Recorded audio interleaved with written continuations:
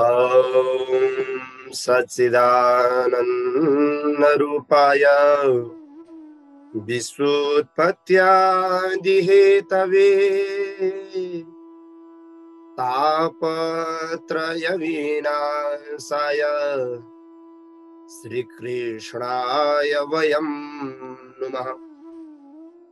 गुरुर्ब्रह्मा गुरुर्विष्णु गुरुर्देव महेश्वरः गुरुर्साक्षात् परः ब्रह्मा तस्मै श्री गुरवे नमः।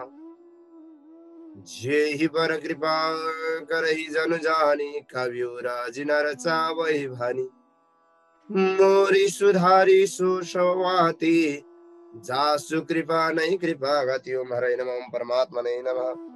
कृष्णचंद्र भगवान को जय हो, भागवत भगवान को जय हो, पुराण पुरुषोत्तम भगवान को जय हो। श्रीमद् भागवत महापुराणको चर्चा परिचर्चा सत्संग गर्दै गर्दै भगवानका अमुक लीलाहरू समाहित भएको श्रीमद् भागवतको नै उत्तरार्धमा पो अब उपस्थित भइएछ।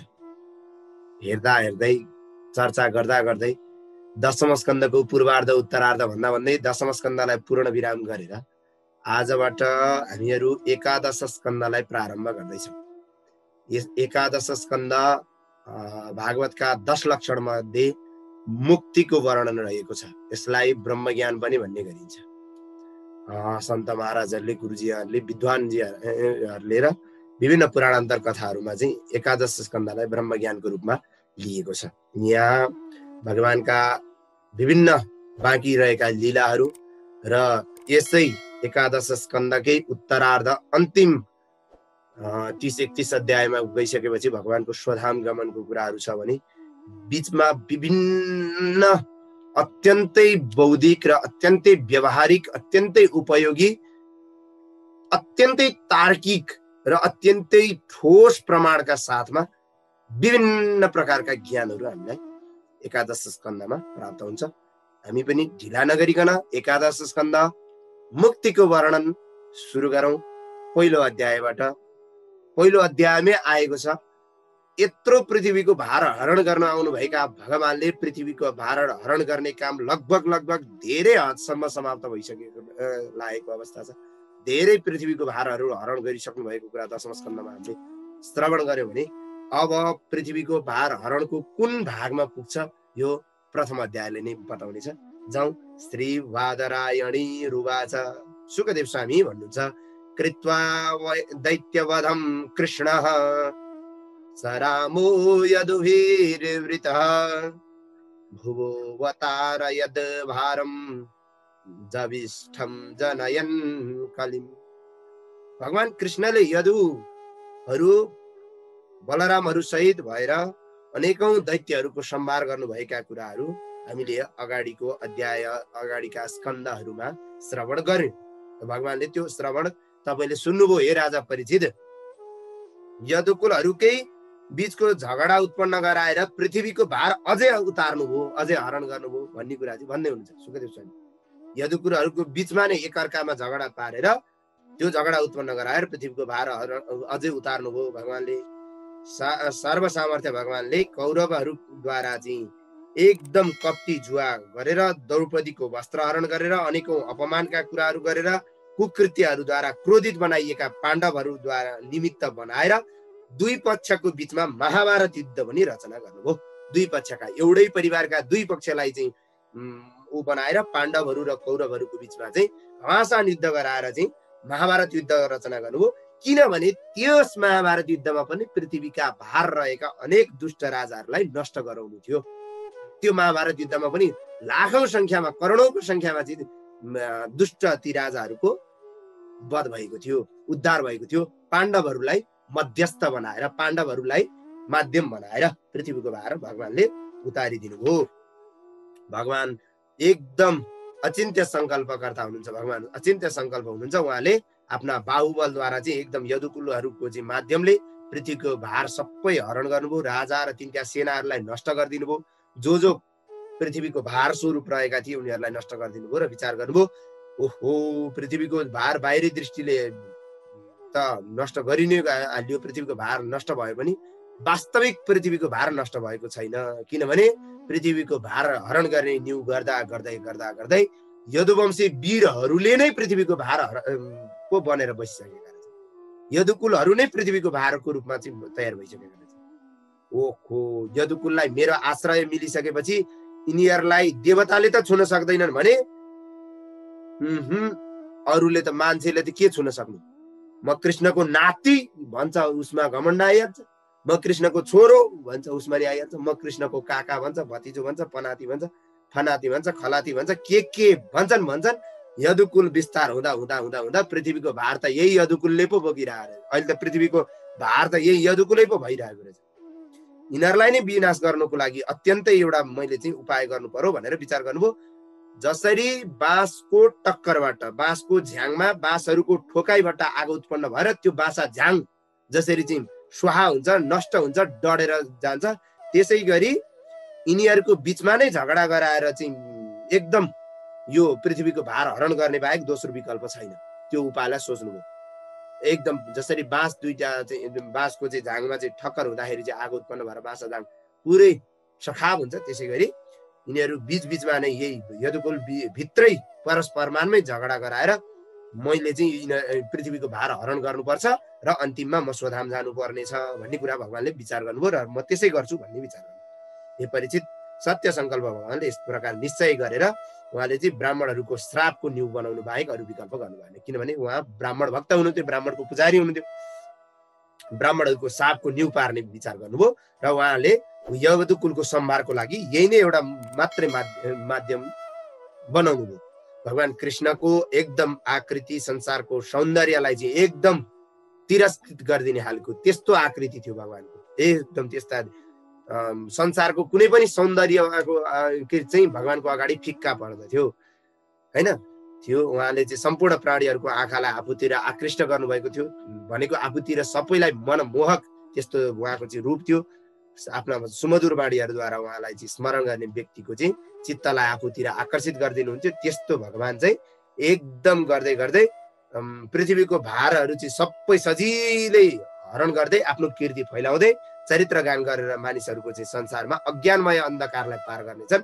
त्यस्ता भगवान यस्ता कामहरू सकेर परमधाम जानु भयो मात्रै भन्नुभएको थियो कि सुखदेव स्वामीले राजा परीक्षितलाई कुरो चित्त बुझेन। फेरि यी राजा परीक्षितलाई बेला बेलामा कुरो धेरैचोटि चित्त बुझ्दैन। राजोवाच, राजा भन्नुहुन्छ ब्रह्मण्यानां वदान्यानां नित्यं वृद्धो पशेविनां विप्रशाप कथमाभूत विष्णु नाम कृष्ण चेतसा। गुरु यो त मलाई कुरो चित्त बुद्धि लाग्दै लागेन, किनभने निरन्तर वृद्धको सेवा गर्ने, ब्राह्मणको सेवा गर्ने त्यस्ता ब्राह्मण भक्तहरूलाई किन ब्राह्मणको श्राप पर्छ? त्यतिकै ब्राह्मणहरू त के ब्राह्मणहरू चाहिँ त्यतिकै बौला खण्ड त्यस्तो आफ्ना भक्तहरूलाई चाहिँ श्राप दिनुला? त्यतिकै किन श्राप दिए? ब्राह्मणहरूले श्राप दिनुको कारण के हो त्यो चाहिँ रहस्य सहित मलाई बताउनु पर्यो। त्यतिकै कहाँ हुन्छ गुरु? यसरी भाग्न कहाँ पाइन्छ हजुर? कुरो छोट्याएर भनेर भन्दै हुन्छ हैन। अत्यन्तै ब्राह्मण भक्त श्रेष्ठ दानी वृद्धहरूको सेवा गर्ने त्यस्तो कुलमा चाहिँ ब्राह्मणको श्राप कसरी पर्यो त्यो कारण चाहिँ सबै मलाई बताउनुहोस्। कसरी यदुवंशीको बिचमा चाहिँ फुट उत्पन्न भयो भनेको एकअर्कामा चाहिँ झगडा उत्पन्न कसरी भयो त? बासा झाङ ठोकेर आगो लागे जसै गरी विनाश भयो त भन्नुभयो। त्यो कसरी भयो त? के कारणले चाहिँ त्यस्तो भयो त मलाई बताउनुहोस् भनिसकेपछि श्री शुक उवाच, सुखदेव स्वामी भन्नुहुन्छ विव्रद वपुः सकल सुन्दर सन्निवेशम कर्माचरन् भुवि सुमङ्गलमाप्त कामः आस्थाय धाम रमणा रममाण उदार कीर्ति संहर्तुमैच्छतः कुलं स्थितकृत्य शेषः। भगवान कृष्णले अंग प्रत्यङ्ग सम्पूर्ण सौन्दर्य युक्त हुनुभएका भगवान कृष्णको त्यो शरीर धारण गरेर चाहिँ पृथ्वीमा आएर पृथ्वीमा मङ्गल कर्महरू गरेर द्वारका धाम बनाएर वास्तविक रूपमा उहाँ चाहिँ निर्गुण निराकार भए पनि सगुण साकारमा पृथ्वीको भार हरण गर्नको लागि आएर उदार कीर्ति हुनुभएका भगवानले आफ्नो कुल समेत नष्ट गर्ने विचार गर्नुभयो र आफ्नो त्यो भूमिकाको सहित आफ्नो चाहिँ यो पृथ्वीको भार हरण गर्नको लागि कुललाई नै विनाश गर्नुभयो। भगवान कृष्णका सबै लीला परम मङ्गलमय छन्, पुण्य प्रदान गर्नेवाला छन्। जसले यस चरित्रको गान गर्दछ ती व्यक्तिहरू सारा प्रकारका कलिका दोषहरूबाट नष्ट भएर चाहिँ ऊ मुक्तिलाई प्राप्त गर्दैछ। भगवान कृष्ण उग्रसेनको चाहिँ राजधानी द्वारकामा कालो रूपले बसिरहनु भएका त्यस्ता भगवान हुनुहुन्थ्यो। भगवानद्वारा प्रेरित गरेका मुनिहरू चाहिँ पिण्डारक तीर्थमा जानुभएको थियो। एक दिनको कुरा हो। भगवानबाट प्रेरित हुनुभएका मुनिहरू ऋषिमुनिहरू पिण्डारक क्षेत्रमा जानुभएको थियो। को हुनुहुन्थ्यो त भन्दा विश्वामित्र, असित, कण्व, दुर्वासा, भृगु, अंगिरा, कश्यप, वामदेव, अत्रि, वशिष्ठ, नारद आदि ऋषिहरू चाहिँ पिण्डारक क्षेत्रमा जानुभएको थियो। यो पिण्डारक क्षेत्र भनेको द्वारकाको अत्यन्तै नजिकै थियो। यदुकुमारहरू एकदम आपसमा खेलिरहेका थिए। त्यसै बेलामा चाहिँ उनीहरू ऋषिहरूको नजिकै पुगे। ऋषिहरूको नजिकै पुगेर ऋषि मुनिहरूलाई प्रणाम गरेर सोधे। के भन्छन्? ते वेशायित्वा स्त्रीवेशै, यी एउटा साम्बलाई जाम्बवतीका पुत्र साम्बलाई चाहिँ स्त्रीको भेष बनाएर भेष बदल दिएछन्। जाम्बवतीको भगवान कृष्णकी पत्नी जाम्बवतीको पुत्र साम्बलाई चाहिँ स्त्री रूपमा चाहिँ बनाइछन्।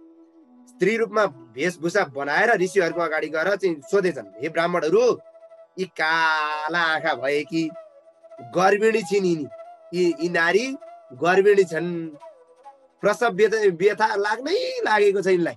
अब अनेक नौटङ्की गरे, कपडा सपडा खाँदै के गरे अनि गए नि त होइन। गरेर चाहिँ यिनले चाहिँ प्रसव वेदना यिनलाई लाग्न लागेको छ। यिनलाई चाहिँ मनमा चाहिँ पुत्र प्राप्त हुन्छ कि पुत्री प्राप्त हुन्छ भनेर पहिले सोध्न मन लागेको छ। तर यिनी साह्रै लज्जावती छिन्, साह्रै लजाउँछिन्। लौ न गुरु ब्राह्मण देव, तपाईँहरूले भनिदिनु पर्यो। हजुरको दर्शन त खेर जाँदैन, ब्राह्मणको दर्शन कहिले पनि खेर जाँदैन। त्यसैले यो कुरो बताइदिनुहोस् भनिसकेपछि जब यदुकुलका चाहिँ उहरूले चाहिँ यदुकुमारहरूले चाहिँ छक्क्याउन खोजेको बुझेर तुरुन्तै ऋषिहरू रिसाएर चाहिँ एकदम मुनिहरूलाई चाहिँ छक्क्याउन खोजेको मानेर ऋषिहरूले चाहिँ त्यहाँ तत्कालै भनिदिनु भयो, जनयस्यतिवो मन्दा मुसलम कुलनाशनम। 16औँमा, मूर्ख, हे मूर्खहरू, तिमीहरूले यो ऋषिहरू प्रतिको अपमान गर्यौ, ऋषिहरूलाई चाहिँ ख्याल ठट्टा छक्क्याउने काम गर्यौ, त्यसैले तिमीहरूको कुललाई नष्ट गर्ने मुसल जन्मिन्छ योबाट। न छोरो जन्मिन्छ न छोरी जन्मिन्छ। जाम्बवतीको छोरो यो साम्बबाट अत्यन्तै कुललाई नाश गर्ने चाहिँ मुसल जन्मिनेछ भनेको यो त्यो सुन्ने बित्तिकै झटपट साम्बाको त्यो ठुलो पेटबाट चाहिँ खोलेर हेर्दा त ठुलो पेट बनाएको त्यो कपडाहरू निकाल्न लागेको त फलामको मुसल पो झर्यो देखियो। तुरुन्तै मुसल पो देखियो। मन्दभाग्य भएका उनीहरूले अब हामी के गरौँ, लौ न बर्बाद भयो भन्ने लाग्यो। अत्यन्तै दुखी भए र मुसल बोकेर मुसल लिएर घरतिर गए। अत्यन्तै अब त्यो उसलाई कृष्णलाई सुनाउन उनीहरूलाई लाज लाग्यो। कृष्ण ब्राह्मण भक्त हुनुहुन्थ्यो, कृष्णलाई सुनाउन लाज लाग्यो। कृष्ण सर्वेसर्वा हुनुहुन्थ्यो, जान्नुहुन्थ्यो र यो कुरा पनि यो काम पनि कृष्णकै अनुमतिमा भएको थियो। कृष्णकै आश्रय पाएर ऋषिहरूले गर्नुभएको थियो। भन्नुको मतलब कृष्णलाई चाहिँ यस्तो भइदियो हुन्थ्यो भन्ने पहिल्यै नै कृष्णको योजना बनिसकेको थियो। त्यही भएर कृष्णले यो कुरा थाहा पाउँदा पनि केही गर्नु भएन। तर यहाँ यदुकुमारहरूले केही पनि भनेनन्, कृष्णप्रति केही पनि नभनिकन सिधै लिएर गएर त्यो मुसल लगेर उग्रसेन यानि कि राजालाई बुझाइदिए। उग्रसेनलाई गएर सबै कुरा बताए, यस्तो यस्तो भयो, यसरी चाहिँ हामीले ख्याल ठट्टा गर्ने क्रममा ब्राह्मणलाई चाहिँ यसो गर्यौँ, उहाँले चाहिँ यसरी श्राप दिनुभयो भनिसकेपछि द्वारकावासीले कहिले पनि गर्न नहुने कर्म गरेको पहिलो कुरो यहाँ गल्ती भयो। दोस्रो कुरो, ब्राह्मणले दिएको बोलेको वचन कहिले पनि मिथ्या जाँदैन, यो त पक्कै पनि खतम हुन्छ भन्ने लाग्यो र त्यो मुसललाई चाहिँ देखे र आश्चर्यचकित भए। उनीहरू त्रसित भए। अब के गर्ने भन्ने भइसकेपछि यदुवंशीहरूका राजा उग्रसेनले चाहिँ यसो विचार गरे, यो मुसललाई चाहिँ एकदम पिसी चूर्ण धुलो बनाओ, पिसेर धुलो बन्नेसम्मको धुलो बनाओ र धुलो बनाएर यसको चूर्णलाई चाहिँ पानीमा फ्याँक्दा हो भनेर चाहिँ समुद्रमा फ्याँक्न लगाए र फ्याँके। अन्तिममा सानो टुक्रो जुन चाहिँ त्यो पिस्नलाई चाहिँ नसकिने खालको एउटा फलामको टुक्रो बस्यो, त्यो टुक्रो पनि र समुद्रमै फाल्दै आओ भनेर समुद्रमा फालिदिनु भयो। यसरी त्यो पुरै पिसेर त्यो मुसललाई चाहिँ पुरै घोटेर समुद्रमा फाल्ने काम भयो र यो अन्तिममा एउटा टुक्रो सानो तिखो जुन चाहिँ घोट्न नसकिने बन्यो, त्यो सानो टुक्रोलाई चाहिँ त्यही समुद्रमा त्यतिकै फाल्दै आओ भनेर फालिदियो। त्यो समुद्रमा फालिएको त्यो फलामको टुक्रोलाई माछाले निर्यो। त्यो मुसलको धुलो चाहिँ समुद्रमा चाहिँ एकदम तरङ्ग बन्दै त्यहाँ चाहिँ एरका नाम गरेको झार बन्यो। त्यही मुसल घोटिएर फालिएको त्यो फलामका ती धुलोहरू भनौँ न, त्यो नै एरका नाम गरेको चाहिँ झार बन्यो होइन। त्यो झार उत्पन्न भयो र त्यो टुक्रोलाई चाहिँ माछाले खायो। माछा समुद्रमा माछीहरूले चाहिँ समात्दाखेरि त्यो माछा त्यो टुक्रो खाने माछा पनि पर्यो समाते र माछोको पेटभित्र चिरेर हेरेको फलामको टुक्रो देखे र तिनले एउटा लिएर गएर ब्याधा यानि कि एउटा ब्याधाले चाहिँ त्यो टुक्रो लिएर गएर आफ्नो बाणमा चाहिँ उड्यो यानि कि लगायो। यो ब्याधाको नाम थियो जरा नाम गरेको ब्याधा। यसको पछाडि कथा पछाडि आउँदैछ।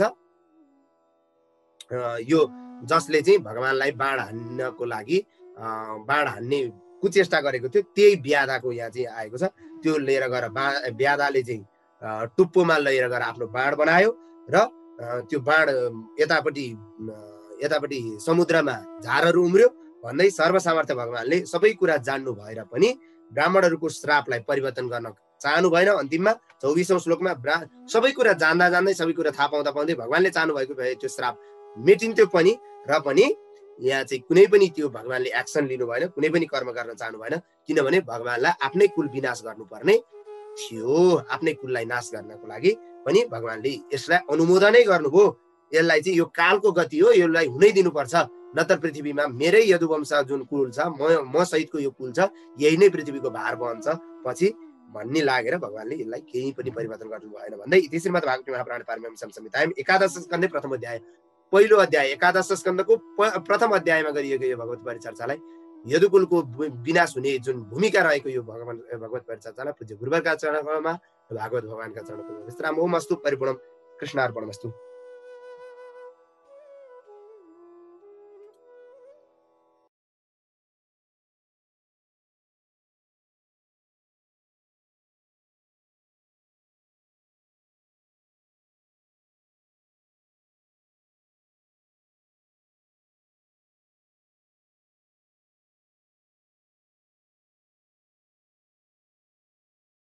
यस्तै भिडियोहरूको लागि हाम्रो च्यानललाई सब्स्क्राइब गर्नुहोस् र फर्स्टमा भिडियो हेर्नको लागि बेल आइकनलाई अन गर्नुहोस्।